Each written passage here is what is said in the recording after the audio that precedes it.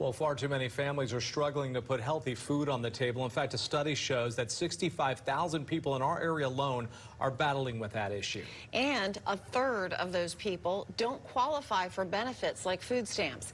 CBS 12 Treasure Coast reporter Dylan Huberman spoke to the region's food bank to see what they're doing to help. He joins us live tonight in Fort Pierce. Dylan? Jim and Liz, many families on the Treasure Coast are struggling to get food on the table. The local food banks are having a tough time keeping up with demand and need help from the community. We are at an all-time high right now. Judy Cruz is the president and CEO of the Treasure Coast Food Bank. She tells us that they're short about 2 million pounds of food behind their stock from a year ago. We are very low on nutritious food. We have some things that we're able to get.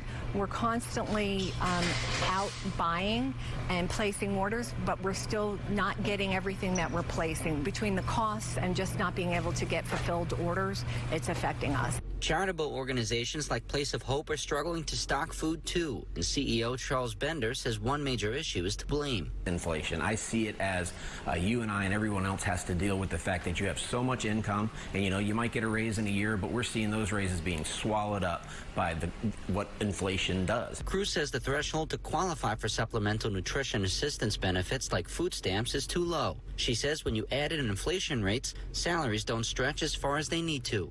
You can be working full-time, but you might just be over that threshold of income eligibility that will disqualify you from receiving that assistance.